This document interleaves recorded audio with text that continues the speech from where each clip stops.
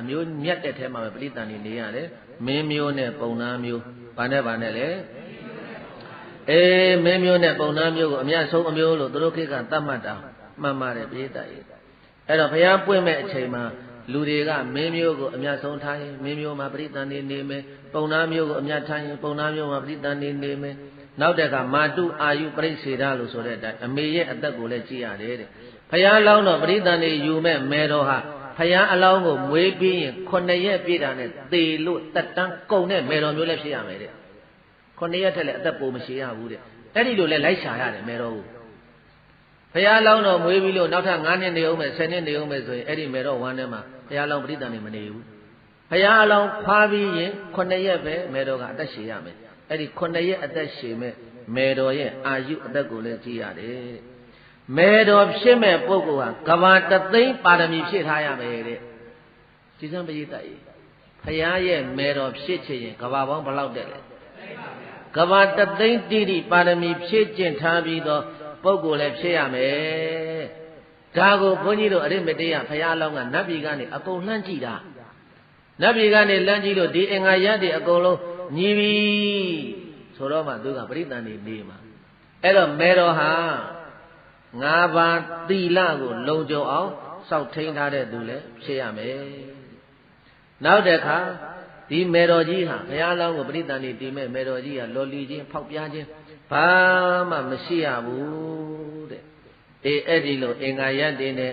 ပြည့်စုံပြီဆိုတဲ့အခါကျတော့မှလူပြည်ကိုဆင်းလာပြီးတော့အရိမတေယဘုရားအလောင်းသားဟာပရိသတ်နေပါတယ်ဘယ်မှာနေတော့ဆိုလို့ရှိရင်ဗျမနောတတ္တရေညောစသူဗျမောပုရောဟိတောသူဗျမနောပုရောဟိတောဘုသူတော်ဇာသတုပေတော်တာသော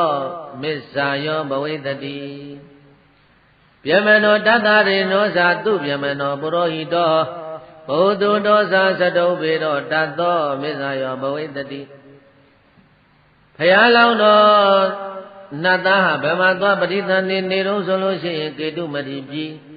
သင်္ခစัจ जा မင်းကြီးရဲ့မင်းတိုင်မင်းအမတ်ကြီးတဆူဖြစ်တော်မူတဲ့အကိုးကွယ်ခံရတဲ့သူ့ဗျမပုံနာကြီးတဲ့ဟောဒေသရဲ့ဘုရားအလောင်းတော်ရဲ့ခမဲတော်နာမည်ကသူ့ဗျမပုံနာတဲ့ဘာပုံနာတဲ့လဲဒါမြင်ဘုန်းကြီးတို့အခုပွင့်တော်မူမဲ့အရိမတေယမြတ်စွာဘုရားကပုံနာမျိုးမှာဖြစ်မှာဘယ်မျိုးမှာဖြစ်မှာလဲအဲ့ဒီသူဗျမပရောဟိတောသူဗျမနောပရောဟိတောသူဗျမလို့အမည်ရတဲ့ပရောဟိပုံနာကြီးကဘုသူတော်စာအကြမ်းမြဲလည်းများတယ်သတုံဘေတော်စာဘေတင်လေးဘုံကိုလည်းတက်မြောက်ကျွမ်းကျင်တယ်အဲ့ဒီသူဗျမပုံနာကြီးရဲ့ဇနီးပုံဗျမနဝတီအမည်ရတဲ့ပုံလေးမကြီးရဲ့ဝမ်းမာတဲ့ဒေသရဲ့တူတူမှတ်လိုက်ကြပါစို့ဘုရားအလောင်းတော်ရဲ့ခမဲတော်နာမည်ကသူဗျမပုံနာမေတော်ကဗျမဝတီတဲ့မေတော်ကဘယ်သူလဲဗျမဝတီအမည်ရှိတဲ့ပုံလေးမကြီးရဲ့ကုသိသမိန်ဝမ်းကြတိုင်းမှာပရိသန္တေပရိသန္တေကိုခဏီကောင်းစွာမဲ့သွေယူတော်မူခဲ့ပါပြီတကား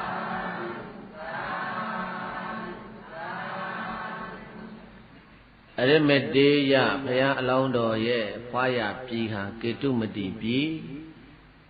သင်္ခစัจ जा မင်းကြီးရဲ့မင်းတိုင်မင်းအမတ်ကြီးဖြစ်တဲ့သူဗျမပုံနာခမဲတော်ဘုရားကမေတော်ကဗျမဝတီတဲ့အဲ့ဒီဗျမဝတီအမည်ရှိတဲ့ပုံလေးမကြီးရဲ့ဝမ်းမှာအရိမတေယဘုရားအလောင်းတော်ဟာပရိသတ်နေတည်ပါတယ်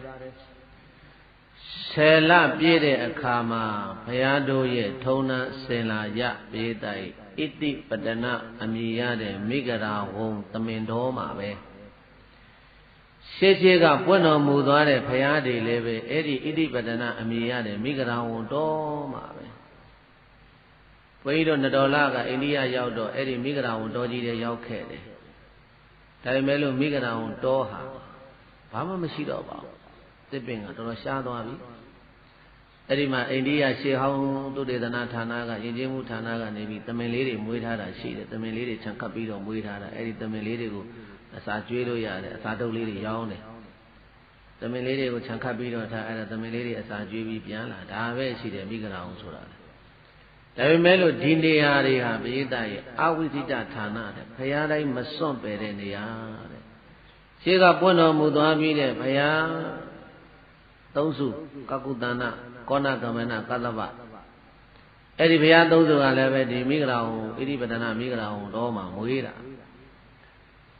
အဲ့ဒါဣတိပဒနာသမင်ပေါ်တဲ့မိဂရာဟုတော်မှာဗျမဝတီလို့အမည်ရတဲ့အမျိုးသမီးဟာဘုရားလောင်းတော်ရဲ့မဲတော်ဟာ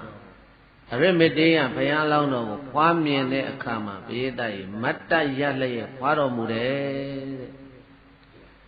အဲ့ဒီဖွားတော်မူလိုက်တဲ့နဲ့တပြိုင်နက်တည်းဘုရားအလောင်းတော်နဲ့တနေ့တည်းတစ်ချိန်နဲ့တပြိုင်တည်းဖွားတာဖွားဘက်တော်ပေါင်းဘယ်လောက်ရှိတော့ဆို18ဂရေတဲ့ဖွားဘက်တော်ပေါင်းဘယ်လောက်ရှိ18ဂရေတော့ဖွားဘက်တော်တွေကတနေ့တည်းတစ်ချိန်နဲ့တပြိုင်တည်းမှာအကုန်လုံးကေတုမတိနေပြီးတော်ကြီးမှာဖွားမြင်တော်မူကြတယ်တဲ့ဖွားပြီးချင်းအရိမတေယဘုရားအလောင်းဟာခြေလမ်း9လမ်းလှမ်းလိုက်မယ်အဲ့ဒီခြေလမ်းတိုင်းတော့အောက်မှာလည်းပဲဘုရမကြာပွင့်ကြီးတွေကအောက်ကနေထွက်ခံပြီးတော့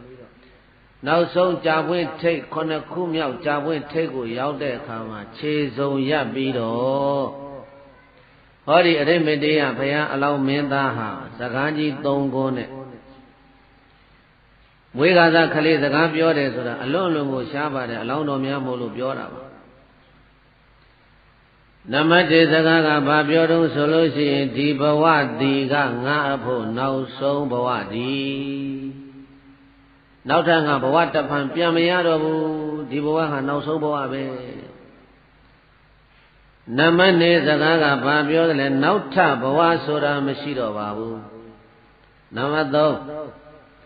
အသဘောတရားတွေကင်းနေဖြစ်၍ငြိမ်အေးပေလိမ့်မယ်လို့စကား3ခုအဲ့ဒီ3ခုသောစကားကိုဘုရားအလောင်းတော်ဟာအရလေးမျက်နာကိုကြည့်ပြီးတော့မွေးခြင်းလမ်းလျှောက်တယ်အဲ့ဒီစကား3ခုကိုမိန်တော်မူတယ်အဲ့ဒီဘုရားအလောင်းတော်လေးကိုနာမည်ပေးတဲ့အခါကျတော့အဇိတမင်းသားတဲ့ဗာမင်းသားတဲ့ဘုန်းကြီးတို့ပွင့်တော်မူသွားတဲ့ခေါရမမြတ်စွာဘုရားရှင်ကိုတော်မြတ်အလောင်းတော်နာမည်ကသိတ္တထမင်းသားဗာမင်းသားသိတ္တထမင်းသားလို့အမည်မဲ့တာသုဒ္ဓောဒနာကအခုသူဗျမပုံနာကြီးနဲ့ဗျမနဝတီပုံလေးမကြီးတို့ကသူ့သားလေးမွေးလာတော့နာမည်မဲ့တဲ့အခါကျတော့အဇိတမင်းသားတဲ့အဲ့ဒီအဇိတမင်းသားပရိသတ်တွေအသက်အရွယ်ကြီးလာလို့အချိန်တန်းအရွယ်ရောက်လူလာမြောက်လာတဲ့အခါမှာလောကစည်းစိမ်တွေခံစားဖို့အတွေ့တဲ့လူတွေမျက်စိနဲ့ကြည့်ရင်မျက်စိတွေကျိမ့်စနေအောင်အယောင်တွေတလဲလဲနဲ့ထွက်နေတဲ့ပြတ်သားဆောင်ကြီး4ဆောင်ပေါ်လာရတယ်ဘယ်သူမှမတီးမဆောက်ပေးရပဲနဲ့ပြတ်သားဆောင်ကြီး4ဆောင်တဲ့ဘုန်းကြီးတို့ပွင့်တော်မူသွားတဲ့ဂေါရမမြတ်စွာဘုရားကပြတ်သားဆောင်3ဆောင်ဘယ်နဲ့ဆောင်ရမ္မသုဘသုရမလို့ခေါ်တဲ့နာမ3ဆောင်အရိမတေယဘုရားလောင်းဖြစ်တဲ့အဇိတမင်းသားမှာတော့ပြတ်သား4ဆောင်တဲ့တစ်ဆောင်မှာပရိဘောကအ3ဆောင်အပြည့်စုံပါတဲ့ပြတ်သား4ဆောင်မှာတစ်ဆောင်လည်းရင်ပရိဘောက3ဆောင်နေအပြည့်စုံပါတဲ့တိုက်ခန်းပေါင်းက9000စီပါတယ်ဘလောက်တောင်ကြီးကျယ်တဲ့ကုသိုလ်ကောင်းမှုတွေပြုလုပ်ခဲ့တုံးဆိုတော့ဒီအရိမတေယဘုရားလောင်းဟာတဆောင်းမှာအခန်းပေါင်း9000ပါတယ်တဲ့အဲ့ဒီ9000သောတိုက်ခန်းနေထဲမှာလည်းပဲပရိဘောကအသုံးဆောင်ပြည့်စည်ဆိုတော့ဟိုဟာတော့ဖြင့်လိုပါသေးတယ်ဒီဟာတော့ဖြင့်လိုပါသေးတယ်လို့ပြောစရာမရှိအောင်ကိုပြည့်စုံဖြစ်လိမ့်မယ်ခြေသားတာရိပုတ္တရာနောက်တကဘုရားရှင်ကိုရောမြတ်ကြီးကခြေသားတာရိပုတ္တရာအဲ့ဒီအဇိတမင်းသားကိုလေနတ်ပြည်မှာရှိတဲ့နတ်တွေသင်္ခစัจ जा မင်းကြီးရဲ့7400တော်မြို့ရွာတွေကနေစားပဲစားမြို့စားတွေတဲ့အကုန်လုံးစုလာပြီးတော့အဇိတမင်းသားထံသို့ဆူရောက်လာကြပြီးတော့လာလျှောက်ကြတယ်အဇိတမင်းသားခမညာမင်းသားရဲ့အနားမှာကျွန်တော်တို့ဓမ္မတို့နေပြီးတော့ဝ ဝေယဝိဆအမှုကြီးငယ်တွေကိုဆောင်ရွက်ပါရစေလို့နတ်ပြည်ကနတ်တွေကိုသင်္ခစัจ जा မင်းကြီးရော84,000သောမြို့သားနယ်သားတွေကိုလာပြီးတော့တောင်းပန်ကြတယ်တဲ့အဲ့တော့အာဇိတဘုရားလောင်းတော်ကအိုးနတ်မင်းကြီးတို့သင်္ခစัจ जा မင်းကြီးတို့84,000သောမြို့သားနယ်သားမင်းအပေါင်းတို့ကျွန်ုပ်မှာ18ကလေးသောဖွားဘက်တော်တွေရှိတာမို့လို့မလိုအပ်ပါဘူးကိုရကိုဒေတာကိုပြန်ပြီးတော့ချမ်းချမ်းသာသာနေကြပါနတ်မင်းကြီးတို့လည်းနတ်ပြည်ကိုပြန်ကြပါသင်္ကစัจ जा မင်းကြီးလည်းကိုရွှေနှန်းကိုပြန်ပြီးတော့ချမ်းချမ်းသာသာတိုက်ရေးပြည်ရေးတွေလည်းပဲအချိန်ကုန်ပါကျွန်ုပ်နားမှာလာပြီးတော့ဝေယဝိဆဆောင်ရဲเสียမလိုပါဘူးလို့အဲ့ဒီလိုဘုန်းကြီးတို့ပြေးတိုင်းပြန်ပြောလွတ်လိုက်ရတယ်တဲ့အဲ့ဒီလိုပြန်ပြောလွတ်ပြီးတော့ဌိနံစည်းစိမ်တွေကိုပြေးတတ်တဲ့ခံစားပြီးတော့နေလာလိုက်တာသားတော်တစ်ပါးဖွားမြင်တယ်သားတော်လေးနာမည်ကဗျမ္မဝန္တတဲ့ဘယ်သူတဲ့လဲအေးဗျမ္မဝန္တလို့အမည်ရတယ်သားတော်တစ်ပါးဖွားမြင်တော်မူပါတယ်ဇနီးတဲ့နာမည်ကစန္ဒမုခိတဲ့စန္ဒမုခိလို့အမည်ရတာဘုရားလောင်းတော်ရဲ့ဇနီးတွေကစန္ဒမုခိသားတော်ကဗျမ္မဝန္တအဲ့ဒီသားတော်ဖွားတဲ့အချိန်မှာဘုန်းကြီးတို့အဲ့ဒီအရိမတေယဘုရားလောင်းရဲ့တက်တော်ဟာဘလောက်ရှိပြီလို့ဆိုတက်တော်1000နဲ့တက်တော်ဘလောက်တဲ့လဲရှိစမ်းတက်တော်1000ကြမှာသားတော်လေးတစ်ပါးဖွားတယ်တက်တော်1000မှာသားတော်ဖွားတာသန္နမုခိလို့အမည်ရတဲ့ကျင်ရတော်ကယမဝန္တလို့အမည်ရတဲ့သားတော်လေးဖွားတူတူပြောဆိုဘုန်းကြီးတို့ပြေးသားဗုဒ္ဓဝင်ချင်းအလုံးတူတယ်အလုံးတူတယ်ဆိုတာဘုန်းကြီးတို့ဘုရားလောင်းတော်တောထွက်တယ်ဥယျာဉ်ကစားထွက်တယ်ဥယျာဉ်ကစားထွက်တဲ့အခါကျတော့ဗြဟ္မာကြီးတွေကဖန်ဆင်းပြလို့ရှေ့ဥစွာလူအိုကိုမြင်တယ်ဘာကိုမြင်လဲလူအိုကိုမြင်တဲ့အခါကျတော့အဲ့ဒီမှာဟာဒါပါလေလူအိုကြီးငါလည်းတနေ့ဒီလိုအိုမလားအိုမပေါ်မင်းသားရဲ့သူကြည့်ရတာတုံတုံချီချီနဲ့အတန်တွေလည်းပြောင်းရုပ်တွေလည်းပြောင်းတောင်မွေးလည်းဆွဲခါကုန်းပြီးတော့သွားနေတာအဲ့ဒါပါလေလူအိုအဲ့ဒီလိုငါလည်းဖြစ်မလားရှင်မင်းသားလည်းတနေ့ဖြစ်လိမ့်မယ်လို့အဲ့ဒီလိုပြောတော့လူအိုမြင်လို့တန်ဝေကရနောက်တခါဥယျာဉ်ကစားထွက်လူနာမြင်အမလေးပါလေးနဲ့အော်ဟိညညူလူသားတွေတွေ့တဲ့အခါကျတော့ဒါပါလေလူနာလို့ခေါ်ပါတယ်ငါလည်းတနေ့ဒီလိုနာမလားနာလိမ့်မယ်မင်းသားဆိုတော့အဲ့ဒီမှာတန်ဝေကရနောက်တခါပြေတတ်တဲ့လူတွေကိုမြင်ပုတ်ဝပြီးတော့လက်ဓာတ်တွေကြီးတွေထိုးစိမ့်နေတဲ့လူသေးကြီးကိုမြင်တဲ့အခါကျတော့တနေ့ငါလည်းဒီလိုသေရမှလားသေမပေါ့အရှင်းသားလို့အဲ့ဒီလိုပြောလူသေးကိုမြင်လို့တန်ဝေကရနမိတ်ကြီးထင်းတဲ့ဒေသရဲ့နောက်ဆုံးတော့ယဟန်ကိုမြင်နောက်ဆုံးပါမြင်တယ်ယဟန်ကိုမြင်တော့ဒါပါလေတို့နဲ့အသွင်လည်းမတူပါလားခေါင်းကလည်းကရုံးနဲ့တို့ဝတ်တဲ့အဝတ်လိုလည်းမဟုတ်ပါလားအဲ့ဒါယဟန်ခေါ်တယ်ဒီလိုယဟန်ပြရရင်ကောင်းမယ်လို့ဆိုပြီးတော့ဘေးသားတဲ့အဲ့ဒီမှာနမိတ်ကြီးလေးပါထင်မြင်ပြီးတော့တောထွက်ဖို့လိုရန်စိတ်ရကြမ်းနေဖြစ်နေတာအဲ့ဒီလိုစိတ်ရကြမ်းလေးကိုဖြစ်နေတာကိုသင်္ခစัจ जा မင်းကြီးကသိတော့84,000သောကာကျေတည်းမြို့သူမြို့သားတွေချမ်းရမ်းပြီးတော့ပန်းနန္တာတွေလက်ဆွဲပြီးတော့ဝင်းရံဖြောပြပြီးတော့ကိလေသာအာယုံကာမဂုဏ်တွေကမထွက်နိုင်အောင်နဲ့ပြောအောင်ထားတာဗြဟ္မဝန္တလို့အမည်ရတဲ့သားတော်လေးဖွားမြင်တဲ့ညမှာပဲတောထွက်လိမ့်မယ်ရှိကဘုရားတွေလည်းပဲပေးတတ်ရဲ့သားတော်ဖွားတဲ့ညမှာပဲတောထွက်ကြတာပဲဘုန်းကြီးတို့ဘုရားလောင်းတော်တိဋ္ဌထမင်းသားအခုပွင့်တော်မူသွားတဲ့ဂေါရမဘုရားတောထွက်တာသားတော်ရာဟုလဖွားတဲ့ညဒီတိုင်းပဲတဲ့စိတ္တသာရိပုတ္တရာတဲ့ငါဖရာတောထွက်တုန်းကရာဟုလသဖွားမြင်တဲ့ညမှာငါဖရာတောထွက်သလိုအရိမတေယဖရာအလောင်းသည်လည်းပဲသားတော်ဗြဟ္မဝန္တလို့အမည်ရတဲ့သားတော်လေးကိုဖွားတဲ့ညမှာပဲတောထွက်လိမ့်မယ်အဲ့ဒီလိုဗြဟ္မဝန္တသားတော်ဖွားမြင်တဲ့ညမှာတောထွက်မယ်လို့တည်င်းလဲ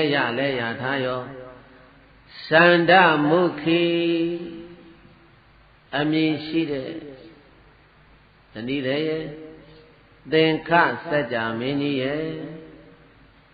ရှစ်တောင်းလေးတောင်းသောနေစားပေသားတိတိုင်းသူပြည်သားတွေဟာပေတတ်တဲ့အဇိတ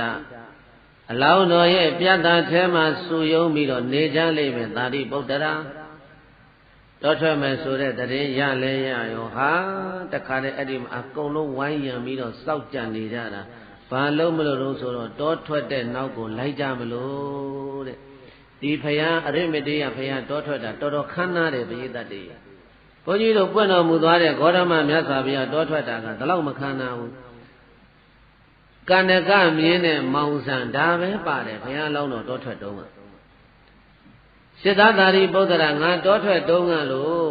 ကန္နကမြင်းနဲ့မောင်ဆန်ဒီနှစ်ယောက်တည်းပါမှာမဟုတ်ဘူးတဲ့စန္ဒမုခိအမိရတဲ့ဇနီးတဲ့ကျင်ရတော်ရဲ့ဗြဟ္မဝန္တအမိရတဲ့သားတော်ရဲ့သင်္ခစัจ जा မင်းကြီးနဲ့84,000တော့နေစားပဲသာမင်းမူတန်းတွေရဲ့တိုင်းသူပြည်သားတွေရာအဇိတအလောင်းတော်ရဲ့ပြတ်တာမှာဆူယုံပြီးတော့နေလိမ့်မယ်တောထွက်တဲ့အချိန်လဲရောက်လဲရောက်တော့အဇိတဘုရားလောင်းတော်ရဲ့တကိုးစက်သင်္ခစัจ जा မင်းကြီးရဲ့အာနာတော်ကြောင့်လူတွေဆူဝေးနေတဲ့ပြတ်တာဆောင်ကြီးဟာခင်းသာမင်းကောင်းငင်ကိုပြန်တက်သွားသလိုဟေနာမင်းကြီးကောင်းငင်ကိုပြန်တက်သွားသလိုပြန်တက်သွားပြီးတော့ပွင့်တော်မူမဲ့ခန့်ကောပင်ကြီးရှိရာရက်ကိုပြန်သွားလိမ့်မယ်သာရိပုတ္တရာလို့ဘဂဝါဘုံတော်၆စုအောင်လံသူဖြစ်တော်မူသောဘုရားရှင်ကိုယ်တော်မြတ်ကအဝေါစာကရုဏာစေတာမေတ္တာအားဖြင့်မိန်ကြတော်မူလိုက်ပါပေတည်း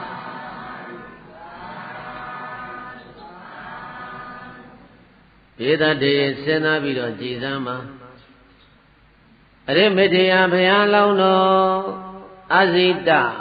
အမျိုးကောင်းသားတောထွက်တဲ့အခါမှာတယောက်ထဲလားအဖော်နဲ့လားဟန်ကြတယ်နော်ဒီဘုရားကတောထွက်တာအဖော်တွေအများကြီးပဲပါတောထွက်တာခါတော့ပါသွားတာမနေဘူးပြိဿကို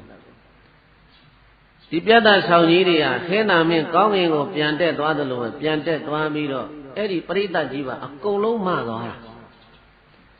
ဘယ်ကိုသွားတော့ဆိုရင်အဲ့ဒီမစ္စည်းမဒေသအခုဘုန်းကြီးတို့ဒီဘောဓိပင်ကြီးအိန္ဒိယမှာရှိနေတဲ့ဗုဒ္ဓဂယာမှာရှိနေတဲ့ဒီဘောဓိပင်ကြီးအဲ့ဒီဘောဓိပင်ကြီးနေရာမှာခန်းကော်ပင်ပွင့်မယ်ခန်းကော်ပင်ကြီးပေါက်လိမ့်မယ်အဲ့ဒီခန်းကော်ပင်ကြီးရှိရအရက်ကိုပြန်သွားတယ်အဲ့ဒီအချိန်မှာဗြဟ္မာမင်းကြီးကသုတ်ယူသနာရှိတဲ့ထီကြီးကိုမိုးလို့ကောက်ငင်ရန်ကနေလိုက်မယ်တရားမင်းကြီးကအတောင်60ရှိတဲ့ခရုသင်းကြီးကိုမှုတ်လို့သုတဝန္တလို့သုတဝန္လို့အမည်ရတဲ့နတ်သားကတော့သာမိယကြီးကိုကင်လို့လိုက်မယ်တုတိသာနတ်သားကဗရမယယကိုကင်လို့လိုက်မယ်ပင်စတိခနတ်သားကစောင်းကိုတီးလို့လိုက်မယ်လောကပါဠနမင်းကြီးလေးပါးကတန်လျက်တေးကိုထမ်းပြီးတော့နောက်ကနေစောက်ရှောက်ပြီးတော့လိုက်မယ်တဲ့2,800,000ရှိတဲ့နတ်ဘလူးတွေကလည်းပဲလက်နဲ့တွေကင်ဆွဲလို့အတူရနတ်တွေကလည်းသချင်းတွေဆိုတကုံတွေကိုကင်နတ်မင်းကြီးတွေကဗရမယရှင်မီးတွေကိုကင်ကလုံးနဲ့နဂါခန္တပါတွေကစောင်းတွေကိုတီးလို့ဂိဏီဂိဏီယာတွေကလည်းသချင်းတွေဆိုပြီးတော့ကောင်းငင်ရန်ကနေပြီးတော့ဘုရားလောင်းတော်ကိုပူဇော်ပြီးတော့လိုက်လိမ့်မယ်တဲ့အရိမေတ္တယဘုရားလောင်းအဇိတပုံနာတောထွက်သွားတာပြောစရာမကောင်းဘူးလားအေးဘုန်းကြီးတို့ပြည်သားပေါင်းသူတော်ကောင်းတို့လည်းပဲအဲ့ဒီမှာလိုက်ချင်ရင်ကုသိုလ်တွေကြိုးစားထားကြသားနဲ့မယားနဲ့74,000တော့ပြိဿတွေနဲ့ထွက်သွားတာရှင်မန်းတဲ့ကလူပြက်ပြက်တယ်လို့တော့ဖြစ်ပြီးခြင်းလေတော်တော်ထွက်ချင်ပါလေကွာတဲ့အိမ်ကမိန်းမခေါ်မရလို့လေဆိုရှင်မန်းတက်ပြားတဲ့ဘုန်းကြီးတို့ကြားကြဘူးနေတာအခုကြည်တန်းအဇိတဘုရားလောင်းတော်တောထွက်သွားတာနောက်ကပြိဿ74,000အဲ့ဒီတော့အဲ့ဒီဘုရားနဲ့အတူတူတောထွက်လို့တောထဲမှာသစ္စာတရားတွေကိုနာကျင်ရင်ပရိသတ်တွေအဲ့ဒီအရိမေတ္တယဘုရားပွင့်တာနဲ့ကြုံရင်လောက်ရမယ်ကုသိုလ်တွေရှိတယ်။ကိုင်းပါကုသိုလ်လည်းဆိုကြည့်စမ်းပါသာသနာထံရှင်ယဟန်ရွှင်လန်းပြုလုပ်ပါသာသနာထံရှင်ယဟန်ရွှင်လန်းပြုလုပ်ပါသာသနာထံရှင်ယဟန် ရွှင်လန်းပြုလုပ်ပါဆိုလိုက်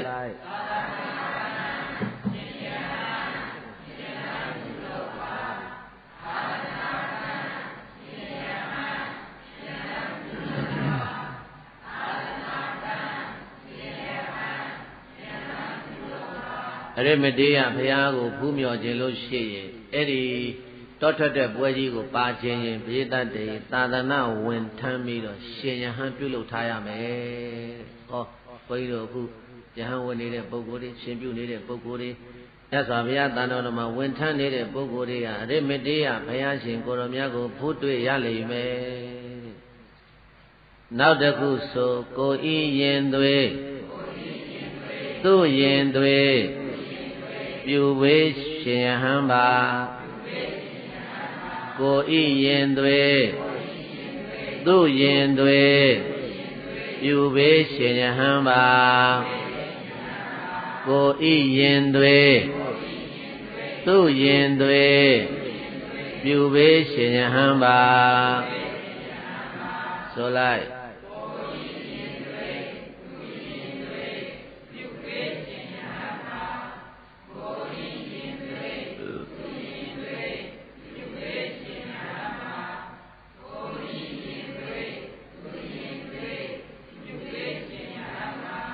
မိမိရင်၌ဖြစ်သောသာသမီကိုဖြစ်စေ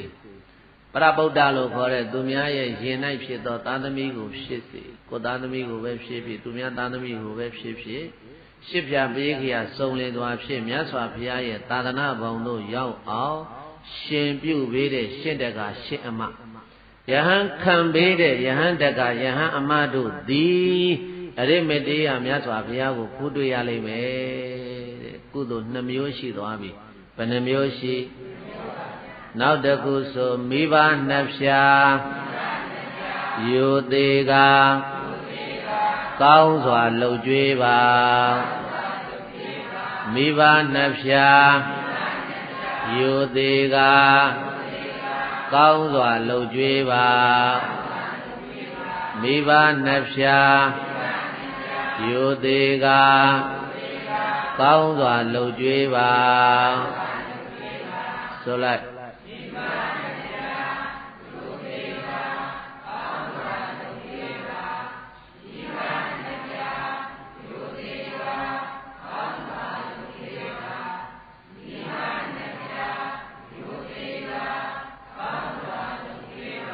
အနန္တခိုင်းဝင်ကျေးဇူးရှင်ဖြစ်တဲ့အမေနဲ့အဖေမိဘ 2 ပါးကိုရိုးရိုးသေးသေးကောင်းကောင်းမွန်မွန်ပြုစုပါစောက်ရှောက်ပါလှုပ်ကြွေးပါတဲ့မိဘကိုရိုသေးပြုစုစောက်ရှောက်လှုပ်ကြွေးတဲ့သာသမီတွေအရိမတေယဘုရားကိုဖူးရမယ်တဲ့ကုသိုလ် 3 မျိုးဘယ်နှမျိုးဆိုလိုက်3 တရဏ 5 သီလမြဲမှဖူးရမှာ3 တရဏ 5 သီလမြဲမှဖူးရမှာ3 တရဏ 5 သီလမြဲမှဖူးရမှာဆိုလိုက်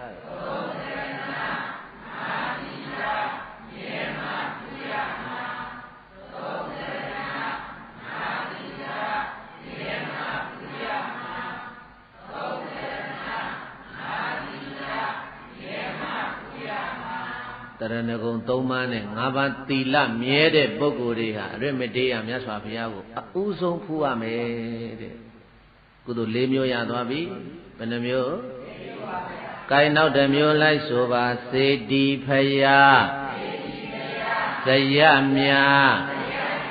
တီထားဖူးရမှာစေတီဖယားဇယမြာတီထားဖူးရမှာစေတီဖယားဇယမြာတီထားဖူးရမှာဆိုပါ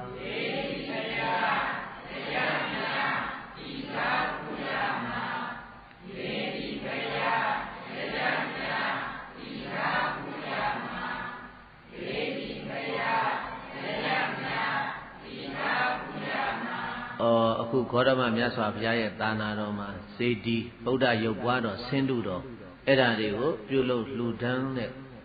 ဘုရားတကဘုရားအမတွေကအရိမတေယမြတ်စွာဘုရားကိုဥစွာဖူးရမယ်သစ္စာတရားအဲ့ဒီမှာနာရမယ်တဲ့စေတီဘုရားနောက်တစ်ခုဇယတဲ့နောက်တစ်ခုပါလဲပရိသတ်ဧည့်သည်တွေတဲခိုဖို့လို့ဇယတွေဆောက်ပြီးတော့လှူမယ်ဆိုရင်လည်းပဲအဲ့ဒီဇယအလှူရှင်တွေကအရိမတေယမြတ်စွာဘုရားကိုဖူးရမယ်တဲ့ကုသိုလ်၅မျိုးရှိသွားပြီဘယ်နှမျိုးဆိုလိုက်အောင်ဘောဓိညောင်ဆိုင်ရေသွန်းလိုက်ဖူးထိုက်သူတဲ့ပါဘောဓိညောင်ဆိုင်ရေသွန်းလိုက်ဖူးထိုက်သူတဲ့ပါဘောဓိညောင်ဆိုင်ရေသွန်းလိုက်ဖူးထိုက်သူတဲ့ပါဆိုပါ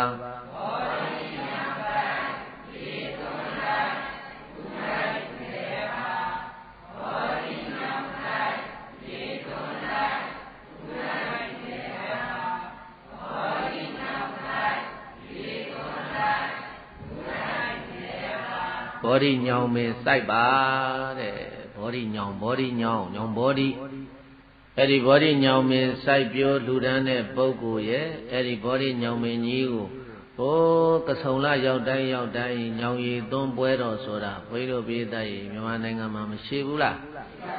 အေးအဲ့ဒါကြောင့်မို့လို့ညောင်ရည်သွားသွန်းညညောင်ရည်သွားသွန်းညဘောဓိပင်စိုက်ညောင်ရည်သွန်းအဲ့ဒီပုဂ္ဂိုလ်တွေဟာအရိမတေယမြတ်စွာဘုရားကိုဖူးထိုက်တဲ့ပုဂ္ဂိုလ်တွေပဲနောက်တစ်ခုဆိုရေတွင်ရေကံကြောင်းအယံလူပြန်ဖူးရမှာရေတွင်ရေကံကြောင်းအယံလူပြန်ဖူးရမှာရေတွင်ရေကံကြောင်းအယံလူပြန်ဖူးရမှာဆိုလိုက်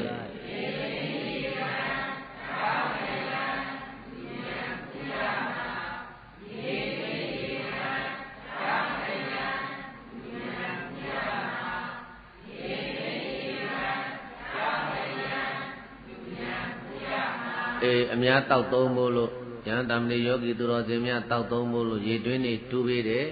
ချိုးဖို့လို့ရေခံတွေလှူတယ်နောက်တစ်ခုကြောင်းဆောက်လှူတယ်ဓမ္မယုံတို့ဆွမ်းကြောင်းတို့သိန်တို့အစရှိသည့်အဖြစ်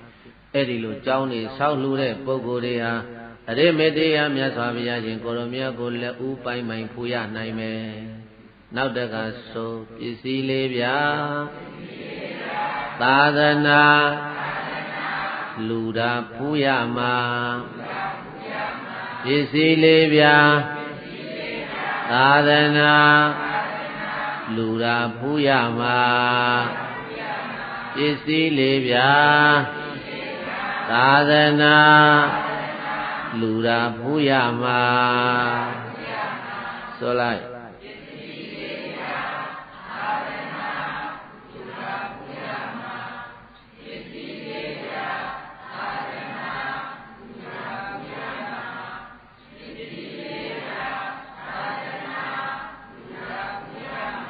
ဧဂေါရမဘုရားရှင်ကိုရောမြတ်ရဲ့သာသနာတော်မှာသာသနာဝန်ထမ်းနေတဲ့ရှင်ယဟန်တွေကို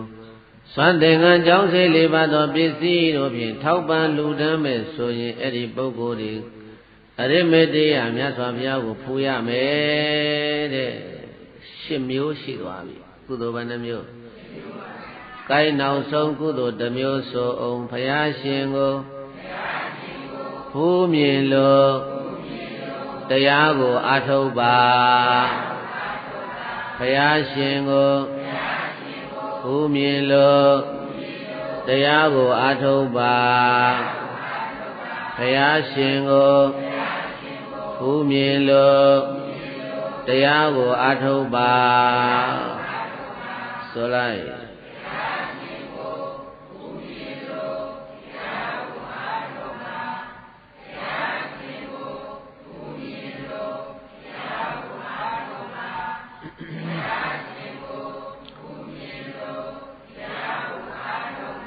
အရမတေးရဘုရားကိုဖူးမြော်ခြင်းပြေးတိုင်နောက်ဆုံးကုသိုလ်ကောင်းမှုတစ်ခုကတော့တရားအထုတ်ပါ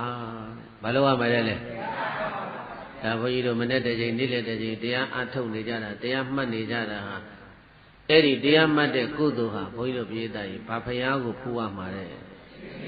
အရမတေးရဘုရားကိုဖူးရမှာဒါကြောင့်အဲ့ဒီအရမတေးရဘုရားကိုဖူးခြင်းကုသိုလ်အလုံး9မျိုးလုပ်ရမယ်တဲ့ကုသိုလ်ဘယ်နှမျိုးလဲမိမိကိုယ်တိုင်သာသနာထဲဝင်ပြီးတော့ရှင်ဟန်ပြုပါဓမ္မမို့ရင်လည်းပဲနံပါတ်1ကုသိုလ်ကသူများရဲ့သားသမီးကိုသားသမီးကိုသာနာပေါင်းရောက်အောင်သွတ်သွင်းပြီးတော့ရှင်ပြုပေးလိုက်ပါယဟန်ခံပေးလိုက်ပါမိဘ2ပါးကိုရိုးရိုးသေးသေးနဲ့လှုပ်ချွေးပါတရဏဂုံ3ပါးနဲ့5ပါးသီလမြဲအောင်နေပါစေတီဖယားဇယများကိုတီထားကိုယ်ပဲဆောက်လို့လှူဒန်းပါဘောဓိညောင်မင်းစိုက်ပြီးတော့ရေသွန်းလောင်းပေးပါရေတွင်းရေကန်ကြောင်းအရန်တွေလှူပေးပါပစ္စည်း4ပါးနဲ့သာသနာတော်ကိုပူဇော်ပါတရားအလုပ်ကိုအထုတ်ပါတဲ့အဲ့ဒီပုဂ္ဂိုလ်တွေအကုန်လုံးအဲ့ဒါကောင်းကင်ယံကနေပြီးဒီနန်းပြတ်ဆောင်ကြီးနဲ့လိုက်သွားရမှာ84,000တော့ပြိဿတ်ထဲအဲ့ဒါကိုပါတာပဲတဲ့အဲ့ဒါနဲ့အဲ့ဒီကောင်းကင်ပြန်လာတဲ့ဟင်္သာမင်းတို့ကောင်းကင်ပြန်လာတဲ့နန်းပြတ်ဆောင်ကြီးဟာမေတ္တာပြန်လာတာဘောဓိမန္တိုင်အဲ့ဒီကံကောပင်ကြီးရှိရအရာကိုသက်ဆင်းရောက်လာတဲ့အချိန်မှာဗြဟ္မပြည်ကဂတိကာရလို့ခေါ်တဲ့ဗြဟ္မမင်းကြီးကကဘာကြီးစပေါ်တဲ့ကကဘာမြေပြင်ပေါ်မှာပေါ်လာတဲ့တပိတ်ပရိခေယ9စုံမှာနောက်ဆုံးတစ်စုံကျန်တာသူကကောက်သိမ်းထားတာဘုရားတဆူပွင့်လာလိုက်ပရိခေယတစ်စုံဆင်းလူလိုက်ဘုရားတဆူပွင့်လာလိုက်ပရိခေယတစ်စုံဆင်းလူလိုက်နဲ့အဲ့ဒီလိုလှူရင်းလှူရအခုနောက်ဆုံးတစ်စုံကျန်တာသိမ်းထားတာဂတိကာရကစောင့်နေတာအခုအဇိတဘုရားအလောင်းတော်တောထွက်လာတဲ့အခါကျတော့ဟာတခါတည်းဗြဟ္မပြည်ကကမန္ကရန်ဆင်းလာပြီးတော့အဲ့ဒါရွှေကြာသင်္ကန်းနဲ့ပရိခေယ7ပါးအစုံကိုလှူတယ်တဲ့အဲ့ဒီ7ပါးသောပရိခရာကိုလှူခံပြီးတော့ကိုယ်တိုင်ပဲအဲ့ဒီမှာသင်္ကန်းဝတ်တော်မူတယ်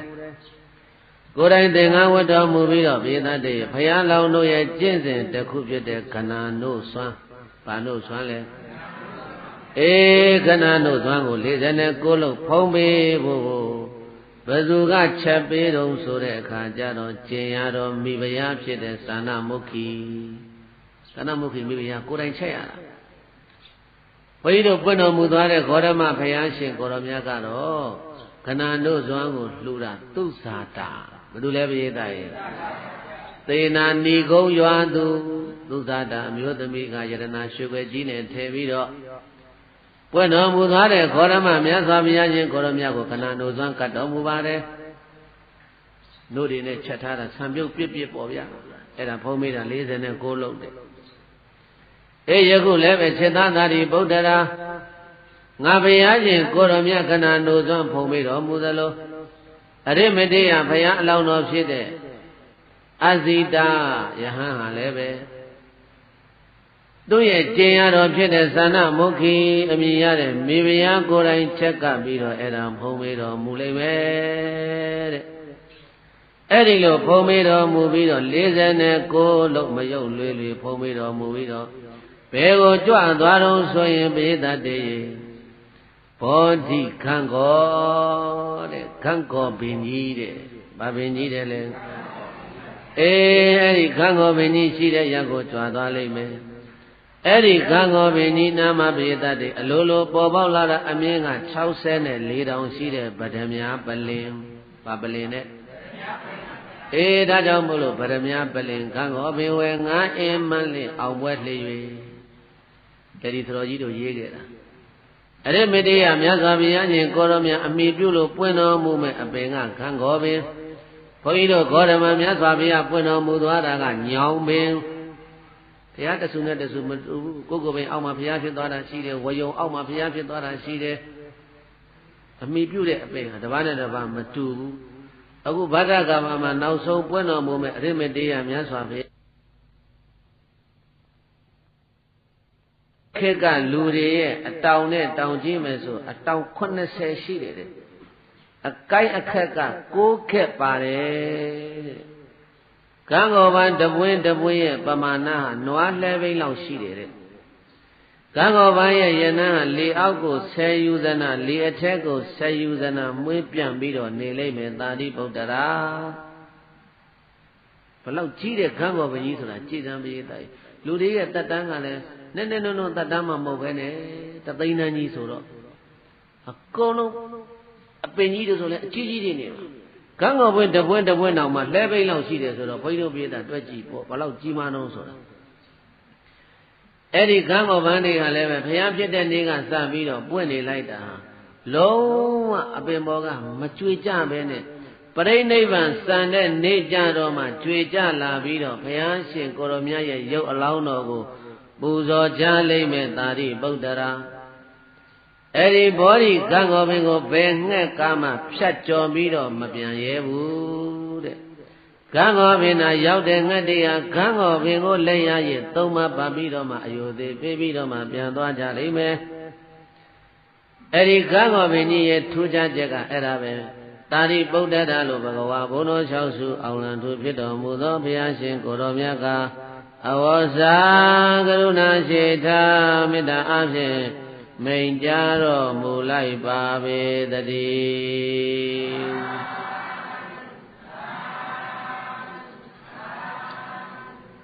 အဲ့ဒီကံကောပင်ကြီးကိုဘုရားရှင်ကိုရောမြတ်အလောင်းတော်အဇိတရောက်တော်မူတဲ့အခါမှာကံကောပင်ကြီးအောက်မှာပေါက်နေတဲ့ဗရမယပလင်မောတဲ့ဗရမယပလင်မောတဲ့တရင်သုံးပြီးတော့ပေတတ်တယ်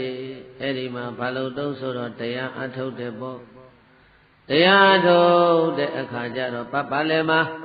ပါလာတဲ့ပရိသတ်တွေကလည်းငြိမ်သက်စွာဖြင့်ကံကောပင်ကြီးအောက်ဗရမယပလင်မောတက်သွားတဲ့အလောင်းတော်အဇိတကိုကြည့်ပြီးတော့ကြည်ညိုနေကြတာအဲ့ဒီလိုတရားအထုတ်ရင်အထုတ်ရင်နဲ့ညင်ဥယံမှာပိဋကတေ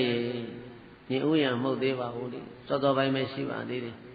အဲ့ဒီမှာမာနပလင်လာလူတယ်တဲ့မာနဘာလာလို့လဲအဲ့ဒါဗုဒ္ဓဝင်ဖြစ်စဉ်ကတော့ဘုန်းကြီးတို့ပိဋကအတူတူပါပဲရှေ့ဘုရားဒီလိုပဲဘုရားရှင်ကိုရောမြတ်ရဲ့အလောင်းတော်ရဲ့ဒီဗရမယပလင်ကိုမာနကဆင်းလာပြီးတော့ဟာဒီပလင်ဟာငါပလင်ဆိုပြီးတော့ပလင်လာလူတာဘောဓိပင်နဲ့ပလင်ကိုလာလူတာအဲ့ဒီမာနသားကိုအရိမတိယဘုရားရှင်ကိုရောမြတ်အလောင်းတော်ကငါဖြည့်ခြင်းရှိဘူးခဲ့တဲ့ပါရမီကံတွေကြောင့်ငါကိုယ်ပိုင်ရတဲ့ပလင်ကိုသင်္မာနာသားဘာဖြစ်လို့လိုချင်ရတာလဲ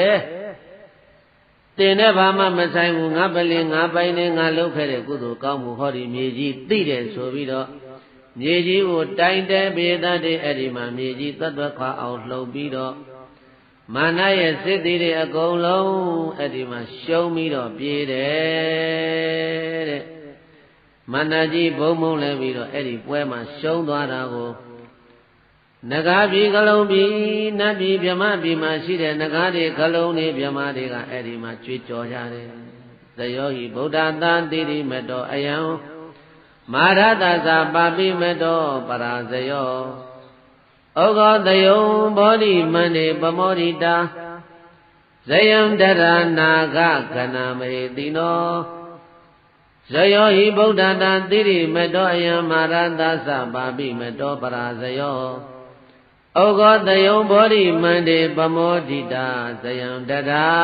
နာဂကနာမေတိနောအယံအတ္တမရှိကဲမံပိလျက်သက်ရှိကဲ့တွင်ဤမြေပြင်နှင့်ကောင်းကင်ရိုက်ကျူးဤအောင်မြင်မှုအထူးသည်ကသီရိမတောသက္ကဝလဤလောကဝယ်ရှိသမျှဥသုံကောင်းသိမ်ကုန်တို့နိုင်ပုံရှင်စေမတူပေသာ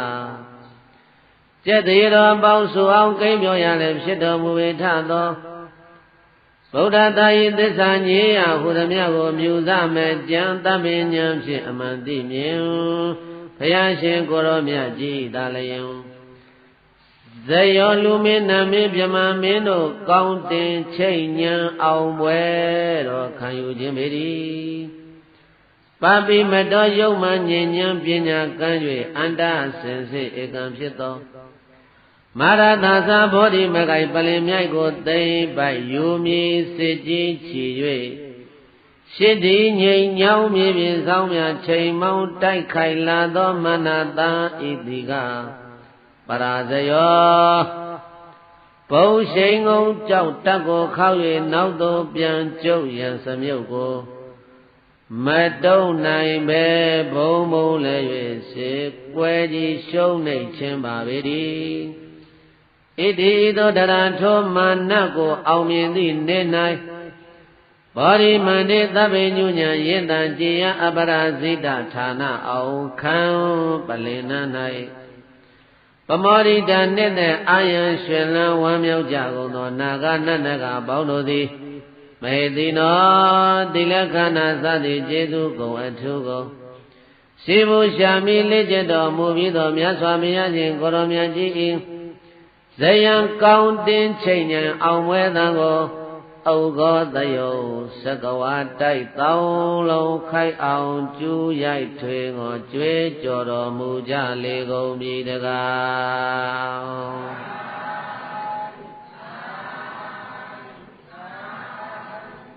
ဇယောဟိဗုဒ္ဓတာတိရိမတောအယံမာရတသပါပိမတောပရာဇယောဩဃောတယုဘောဓိမန္တေပမောဒိတာဇယံတရနာဂကနာမေတိနောအယံအတမရှိကဲမံပိလျက်တရှိကဲ့တွင်ဤမြေပြင်းနှင့်ကောင်းကင်ရိုက်ကျိုးဤအောင်မြင်မှုအထူးသည်ကဇယံတရသုပနာတံဃာတိရိမတောသက္ကဝဤလောကဝဲရှိသမျှဥဒ္ဒုံကောင်းသိမ့်ကုန်တို့နိုင်ပုံရှင်စေမတူပေသကျက်သေးတော်ပေါင်းစုအောင်ကိမ့်ပြောရာဖြစ်တော်မူထသောဗုဒ္ဓတာဟိသစ္စာညေယဟုသမျှကိုမြူဇမကြံတပ္ပဉာဏ်ဖြင့်အမှန်သိမြင်ဘုရားရှင်ကိုရောမြတ်ကြီးဤသာလျင်ဇယောလူမင်းနမင်းမြမမင်းတို့ကောင်းတင်ချိတ်ဉဏ်အောင်ပွဲတော်ခံယူခြင်းပေသည်ပါပိမတော်ယုံမှဉဉဏ်ပညာကမ်း၍အန္တာစင်စစ်ဧကံဖြစ်သောမာရတသဘောဓိမကိုက်ပလင်မြိုက်ကိုသိမ့်ပိုက်ယူမည်စစ်ကြီးချီ၍ရှစ်ဒီချိန်ညောင်းမြေပြင်စောင်းများချိန်မောင်းတိုက်ခိုင်လာသောမာနတဤကပရာဇယောဘုံရှိန်ကုန်ကြောက်တက်ကိုခောက်၍ဘုံရှိန်ကုန်ကြောက်တက်ကိုခောက်၍နောက်သို့ပြန်ကျုပ်ရန်စမြုပ်ကိုမတုံနိုင်ပဲဘုံဘုံလည်း၍စေပွဲရှုံးနေခြင်းပါပေသည်ဣတိဤသို့တရထောမာနကိုအောင်မြင်သည့်နေ၌ဟောရိမန္တေသဗ္ဗညုညာယင်တံကြည်ယအပရာဇိတဌာနအောင်ခံပလင်နာ၌ပမောဒိတာနှင့်တဲ့အာယံရွှင်လန်းဝမ်းမြောက်ကြကုန်သောသူပန္နတံဃာကလုံမင်းအပေါင်းတို့သည်မေတိနောတိလေခန္ဓာစသည်ကျေစုကုန်အထုကိုရှိဘူးရှာမိလက်ကျတော်မူပြီးတော့မြတ်စွာဘုရားရှင်ကိုရောမြတ်ကြီး၏ဇယံကောင်းတင်ချိန်ဉဏ်အောင်ပွဲတံကိုဩဃောတယုသကဝါတိုက်တောင်းလုံးခိုက်အောင်ကျူးရိုက်ထွေးငောကြွေးကြော်တော်မူကြလေကုန်ပြီတကား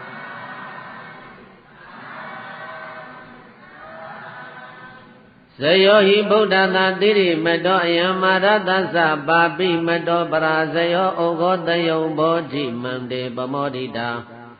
ဇယံတရာဒေဝကနာမေတိနောအယံအတမရှိကဲမံပိလျက်တရှိကဲ့တွင်ဤမြေပြင်းနှင့်ကောင်းကင်ရိုက်ကျိုးဤအောင်မြင်မှုအထူးသည်ကတိရိမတောသက္ကဝလာဤလောကဝဲရှိသမျှဥဒ္ဒုံကောင်းသိမ့်ကုန်တို့နိုင်ပုံရှင်စေမတူပေသာကျက်သေးအပေါင်းစုအောင်ကိမ့်ပြောရလည်းဖြစ်တော်မူထသောဗုဒ္ဓတာသစ္စာညေယဟုသမျှကိုမြူဇမကြံတပ္ပဉာဏ်ဖြင့်အမှန်သိမြင်ဘုရားရှင်ကိုရောမြတ်ကြီးဤသာလျင်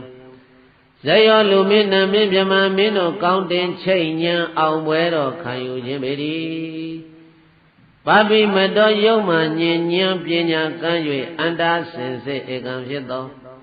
မာရတသဘောဓိမကိုက်ပလင်မြိုက်ကိုသိမ့်ပိုက်ယူမည်စစ်ကြီးချီ၍ရှစ်ဒီငိမ်ညောင်းမြေပြင်စောင်းများချိန်မောင်းတိုက်ခိုင်လာသောမာနတဤက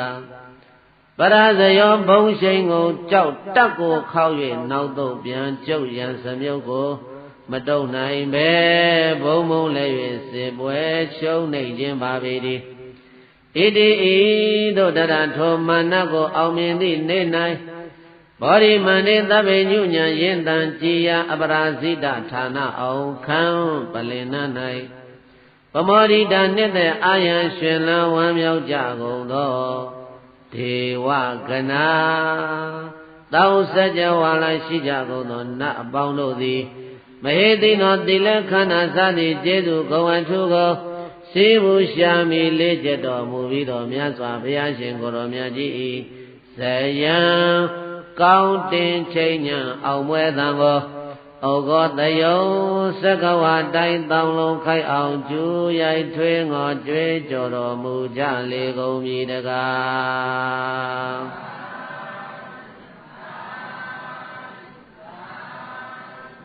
ဇယောဟိဗုဒ္ဓတတိရိမတောယမာရတသပါပိမတောပရာဇယောဩဃောတယုံဘောဓိမန္တေပမောဒိတာဇယံတတာဗျမ္မကနာပိမဟေတိနော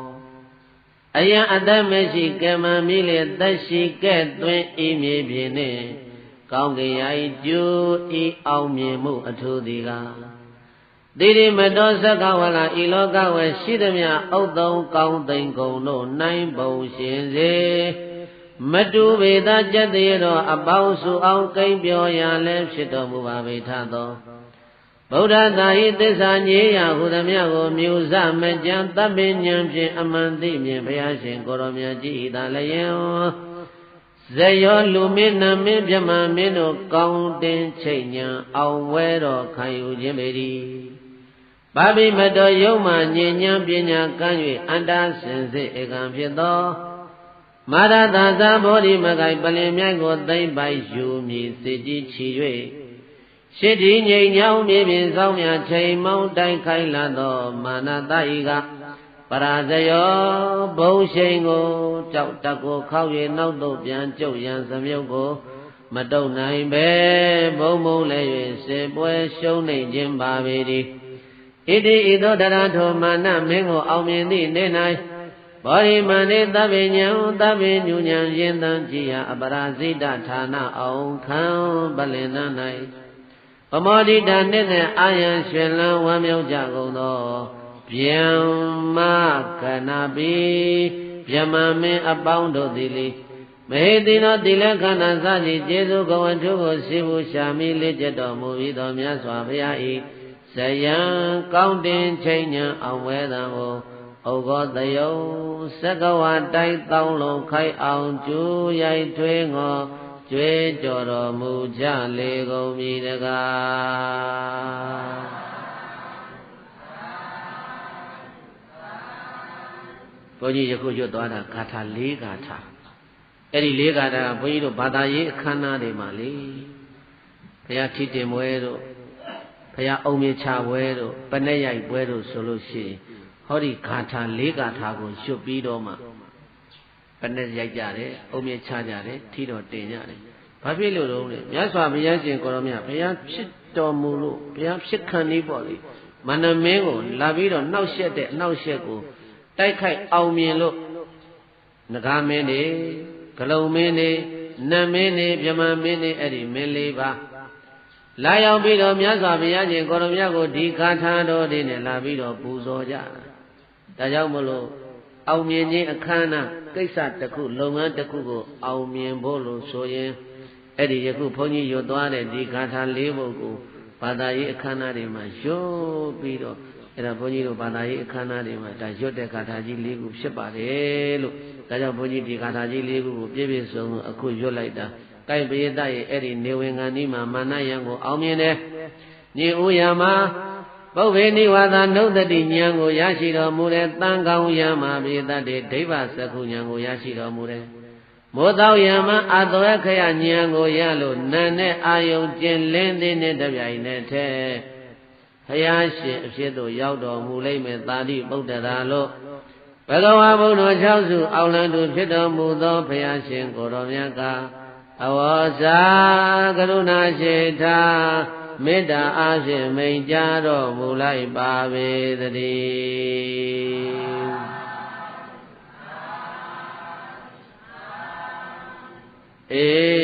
ရှေ့ကပွင့်တော်မူသွားတဲ့ဘုရားတွေဤတူပဲပေတတ်တယ်ပုတိအာလို့ခေါ်တဲ့ပုဗ္ဗေနိဝါဒနုတ္တိဉာဏ်ရဲ့ဒိဗ္ဗစကုဉာဏ်ရဲ့အတ္တခယဉာဏ်ရဲ့ အဲ့ဒီဉာဏ်တွေကိုရပြီးတော့မနဲ့အာယုတက်တည်နဲ့တပြိုင်တည်းဘုရားဖြစ်လိမ့်မယ်ဘုရားဖြစ်ဖြစ်ချင်းအနေကသတ္တိတန်တာရံတဏ္ဍဝိသနိဗ္ဗိတံကာဂရဂဝေတံတောဒုက္ခသတိပုဏ္ဏပုဏ္ဏကာဂရဂဒိဋ္ဌောတိပုဏ္ဏကေဟနကဟတိသဗ္ဗတေဘသုကပက္ခကာကုတဝိသင်္ကတံဝိသင်္ကာရကတံစိတ်တံတဏနံခယမြစ္စကာတဲ့အနေကစားတင်အဲ့ဒီဂါထာကြီးကိုအဲ့ဒီဘောဓိပင်ခန့်ကိုပင်ကြီးအောက်မှာအဲ့ဒါဘုရားလောင်းတော်ကျွေးမယ်အဲ့ဒီကံကောပင်ကြီးရဲ့အနာမှာပဲရှေ့ဘုရားကဲ့သို့9ရက်9လီ49ရက်အဲ့ဒါကိုတတ္တာဟသံတော်မူတယ်လို့ဒီလိုပြောပါတယ်9ရက်9လီ49ရက်တတ္တာဟသံတော်မူပြီးတဲ့နောက်မှာသဟံပတိမြမမင်းကြီးလာရောက်တောင်းပန်လို့ဘေသတ္တေဣတိပတနာမိဂရာကိုတောကိုကြွလို့ဓမ္မစကြာတရားဟောတော်မူတယ်တဲ့။ဘာတရားဟောလဲ။ကဲရှေ့ဖရာတွေလည်းဒီလိုပဲလုပ်သွားတာပဲဣတိပဒနာနာမေကေမိဂရာယေသံပတိနာမေကေနမဟာဗျံမေနယာစီတောသဟံပတိပြမမင်းကြီးလာရောက်တောင်းပန်တဲ့အတွက်ကြောင့်မို့လို့အရိမေတေယဘုရားရှင်ကိုရောမြတ်ဟာဣတိပဒနာမိဂရာဝုံတောရကုံတို့ကြွားပြီးတော့ဓမ္မစကြာတရားကိုဟောတယ်မိဂရာကိုကြွားတော်မူတဲ့လမ်းတစ်လျှောက်မှာဘုရားရှင်ရဲ့ခြေတော်အစုံချလိုက်တိုင်းအတောင်30ရှိတဲ့ကြာပွင့်ကြီးတွေ25တောင်ရှိတဲ့ကြာပွင့်ငယ်တွေဟာမြေကြီးတွေကနေပြီးတော့ထွက်ပေါ်လာလိမ့်မယ်သာရိပုတ္တရာဘုန်းကြီးတို့ခေါရမဘုရားနဲ့ကြွားချချက်တွေအများကြီးရှိတယ်ရမတေယဘုရားဟာတောထွက်လာတော့လဲအုပ်နဲ့သင်းနဲ့အပေါင်းသင်းတွေအကုန်လုံးပါလာတယ်အေးဘုရားဖြစ်တော်မူပြီးတော့ဣတိပဒနာမိဂရာကိုတော်ကိုတရားဟောကြွားမယ်ဆိုတော့လည်းပဲဘေသတ္တေအတောင်30ရှိတဲ့ကြာဝင်ကြီးတွေ25တောင်ရှိတဲ့ကြာပွင့်ငယ်တွေဟာမြေကြီးတွေကနေပေါ်လာပြီးတော့အဲ့ဒီအရိမေတ္တရာမြတ်စွာဘုရားရဲ့ခြေဘဝအောက်ကနေခံပေးလိမ့်မယ်တဲ့ဒုက္ခရစရိယာကျင့်တာ6ရက်ဘယ်နည်းပဲကျင့်ရကဲဘုန်းကြီးတို့ဂေါရမမြတ်စွာဘုရားက6နှစ်ဘယ်လောက်ကျင့်လဲပုရုဝေလတောဝါမြိုင်ခွင်6နှစ်ပါလုံးကျင့်သုံးအရှင်အာကုခံလို့ညွန်းနွမ်းညိုညင်ပင်မရေဝကျွေးဘယ်ကြောင့်ထင်ကတ္တဗဘုရားထင်ရှားဝင်သောသောတိပါဠနာမအကျော်ပုံနာမှန်တဲ့နှုတ်ရဲ့အာဘောဝစီပြင်းဟုရှိရင်ဝိဘတော်တို့ပွင့်တော်မူသွားတဲ့ဂေါရမဘုရားကဝတ်လိုက်တာဝတ်လိုက်လို့ဘေးသားရေ6နှစ်ကျင့်ရတာဘယ်နဲ့နဲ့ဩအရိမတေယဘုရားကြတော့ဘာဝတ်တော်မှမပါတဲ့အတွက်ကြောင့်မို့လို့6ရက်ပဲဒုက္ခရစရိယာကိုကျင့်တော်မူလိုက်ရတာဘုရားဖြစ်တော်မူတယ်ဘုရားဖြစ်တော်မူပြီးတော့အဲ့ဒီမှာမနယံအောင်မြင်ဥပ္ပင်ဒီဝါဒနုသေဝသကုအဘိညာဉ်ဓာရီအကုန်လုံးအစဉ်တိုင်းနေရပြီးတော့49ရက်တတ္တဟ9ရက်9လီစံတော်မူ9ရက်9လီစံတော်မူပြီးတော့တဟံပတိမြမမင်းကြီးလာရောက်တောင်းပန်လို့ဘုရားရှင်ကိုရောမြတ်တိဣတိပဒနာမိဂရာကိုကြွလို့ဓမ္မစကြာတရားဟောလိုက်မယ်စေတသာရိပုတ္တရာလို့ဘဂဝါဘုန်းတော်၆စုအောင်လံထူဖြစ်တော်မူသောဘုရားရှင်ကိုရောမြတ်ကအဝေါစာကရုဏာရှိထားမေတ္တာအားဖြင့်မိန့်ကြားတော်မူလိုက်ပါပေသတည်း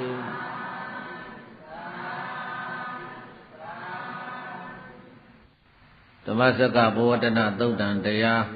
ဣတိပဒနာမိဂရာဝံတော်မှာဟောတော်မူတော့အဲ့ဒီဓမ္မသဘင်တရားပွဲမှာလူပရိသတ်ကဘယ်လောက်ရှိတုံးဆိုလို့ရှိရင်16ယူဇနာတဲ့တယူဇနာကို3မိုင်နဲ့တွက်ကြည့်လိုက်ရင်208မိုင်ရှိတယ်208မိုင်ရှိတော့လူအုပ်ကြီးအရေအတွက်ကတော့တွက်ကိုတွက်မနေနဲ့တော့မိုင်ပေါင်း208မိုင်ရှိတော့အရှိရှိတဲ့မိုင်ပေါင်း208မိုင်ရှိတဲ့အရှိရှိတဲ့နေရာမှာလူတွေထိုင်နေတာအပြည့်ပဲတဲ့အဲ့ဒီ16သနာရှိတဲ့အရကလူတွေနေတဲ့အရလူပရိသတ်နေရာယူထားတာနတ်တွေမြမာတွေကစัจ java လာတိုက်အပြည့်တရားနာနေတာ ဘာတရားတုံးဆိုတော့အဲ့ဒီဓမ္မစကြာတရားပဲတွေမေဘိကွေအန္တာပပစီတေနနသေဝီတဘာကတမေတွေရောစာယံကာမေတု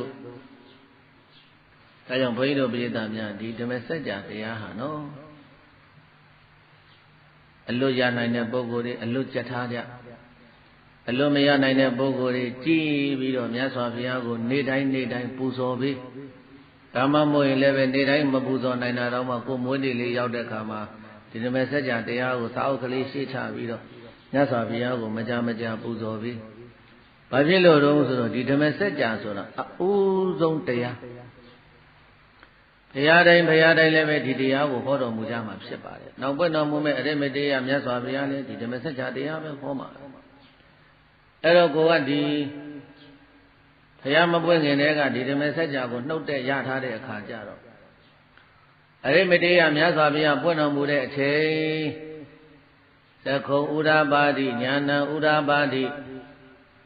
ပညာဥဒ္ဓပါတိအာလောကောဥဒ္ဓပါတိမြတ်စွာဘုရားကနှုတ်တော်ကအဲ့ဒီလိုပါဠိတော်ကျွတ်လိုက်တာနဲ့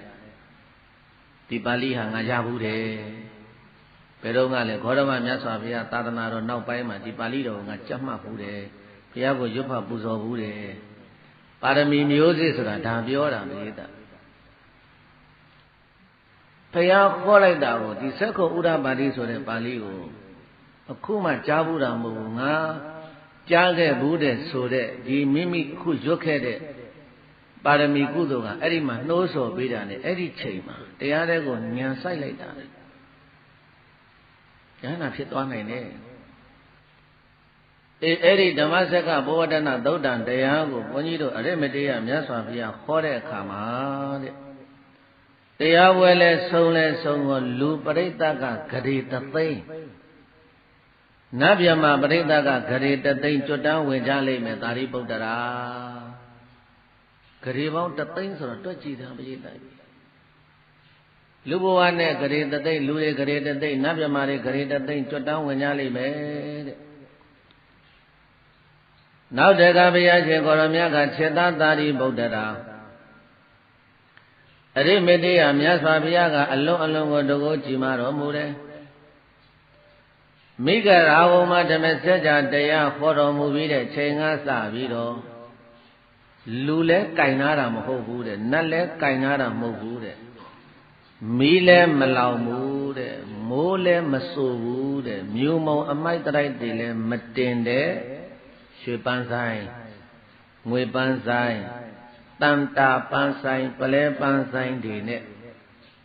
တန်းစာဆင်ထားတဲ့ယရနာ9ပါးနဲ့ပြည့်စုံပြီးတော့12ယူဇနာရှိတဲ့ဗိဓံမျက်နှာချက်ဟာ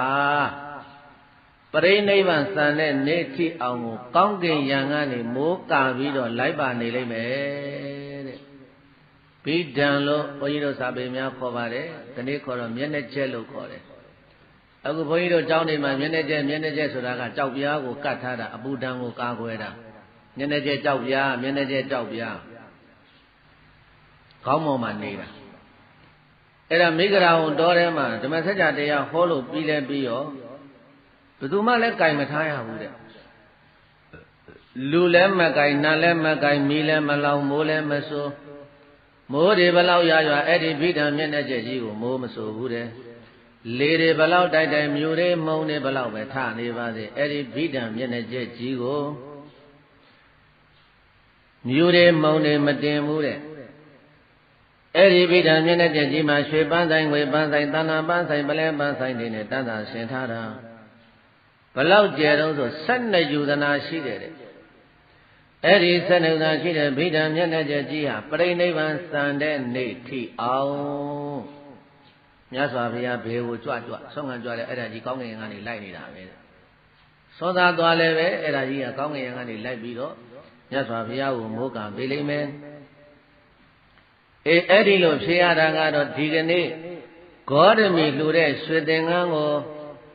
အဇိဒယဟန်ကလှူခံပြီးတော့ငါဘုရားကိုရွှေဘိဓံမျက်နှာချက်လှူရတဲ့ကုသိုလ်ဟာသူ့ကိုကြိုးပေးလိမ့်မယ်လို့ဘဂဝါဘုန်းတော်6စုအောက်လန်းတို့ဖြစ်တော်မူသောဘုရားရှင်ကိုရောမြတ်က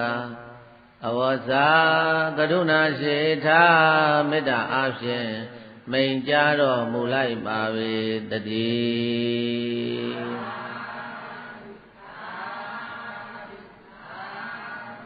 ကပိလုပြည်နိရောဓယုံကျောင်းမှာကောရမီကြီးသင်္ကန်းလာလှူတာကိုဘယ်ယဟန်မှအလှမခံရဲပဲနဲ့ရွှေသင်္ကန်းတော်ကိုအရှိတယဟန်အလှခံသူရတဲ့သင်္ကန်းကိုမြတ်စွာဘုရားကိုလှူပြီးတော့ဆုတောင်းခဲ့တဲ့အကျိုးဟာအဲ့ဒီဘုရားဖြစ်တဲ့အခါမှာကြိုးပေးလိုက်မယ်အရိမေတ္တယဘုရားရှင်ကိုရောမြတ်ရဲ့ပရိသတ်နောက်ပါယဟန်ပရိသတ်ကဘလောက်ရှိမလို့ဆိုဂတိတသိန်းအရိမေတ္တယမြတ်စွာဘုရားရဲ့သာသနာတော်မှာသာသနာဝန်ထမ်းရှင်ဟန်းဖြစ်နေမြတ်စွာဘုရားနောက်ကနေခြံရံပြီးတော့လိုက်မဲ့ပရိသတ်ဟာဂတိတသိန်းရှိတယ်တဲ့ဘုန်းကြီးတို့မြန်မာနိုင်ငံလူဦးရေတန်း90တန်ခါဟာ9သိန်းပဲရှိတယ်လူဦးရေတန်း90ရှိတာကိုတန်ခါ9သိန်းပဲရှိတယ်ဟိုမှာအရိမတေယမြတ်စွာဘုရားကြွတဲ့နောက်ကိုယဟန်ပရိသတ်လိုက်မှာနောက်ကခြံရံပြီးတော့လိုက်မှာဂရေပေါင်း3သိန်းတဲ့အဲ့ဒီဂရေ3သိန်းတော့တန်ခါပရိသတ်တွေခြံရံပြီးတော့မျိုးမျိုးရွာရွာတွေကိုလှည့်လေပြီးတော့တရားဟောလိုက်မယ်ကေတုမရီမြို့ဝါယာမြို့ကိုဘုရားရှင်ကိုရောမြတ်ကြွတော်မူပြီးတော့တရားဟောတဲ့အခါမှာသုတ်တဝနရပတိရာဇသင်္ခောနာမမဟာယသောဓတ္တဝဒါနအသင်္ချေယံပပိ